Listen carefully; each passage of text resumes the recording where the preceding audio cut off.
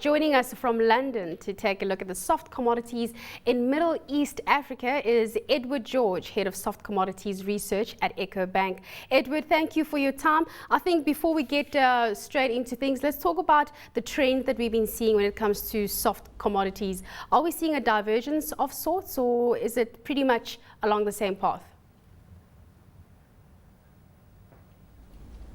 Well, I think we're seeing a lot of strength in soft commodity prices this year. Last year was quite a disappointment, and in fact there were a number of companies and traders who lost quite a bit of money on commodities like sugar. This year there's been strength across the commodities, particularly in coffee. If you look at Arabica, it's almost 80% up on the year, and that's really because of what's going on in Brazil. With the drought in Brazil, we've also seen sugar prices affected, and then of course we have concerns over wheat, not just the US crop, but also Ukraine, which is one of the major exporters, where there are fears of disruption. So certainly we're seeing quite a lot of strength across the board, and generally a good outlook for soft commodities. I mean, I would think that there's definitely a lot of opportunity to be had here. There should possibly be some gambling that's going on if you look at what traders are currently doing. Are you able to perhaps maybe shed some light as to how we're seeing traders taking advantage of this?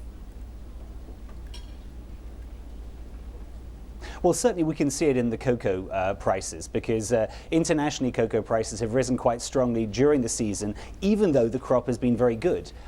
West Africa is on track for a record crop this season in Côte d'Ivoire and Ghana. And usually when you have an excess of production, you would expect prices to fall.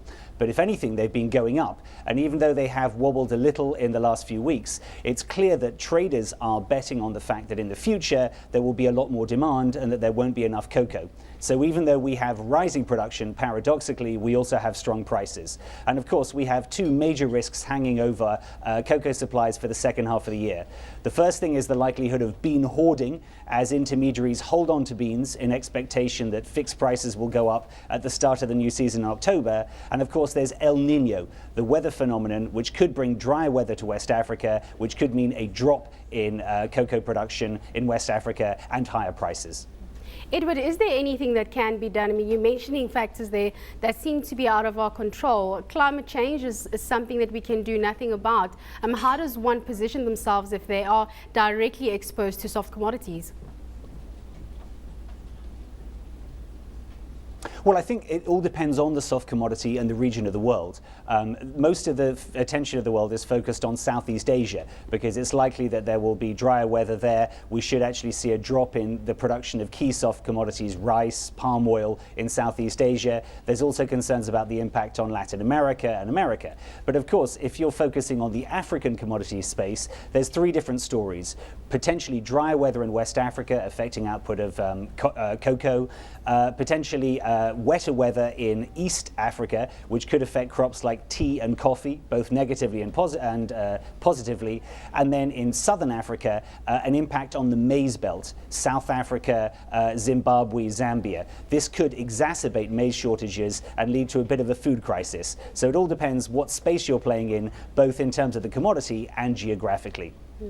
Let's shift our focus now to take a look at sugar specifically. If we look at the Kenyan space and what they're doing, they're moving towards privatization. How far are they with that? Because there have been a lot of factors that have been plaguing the Kenyan sugar industry.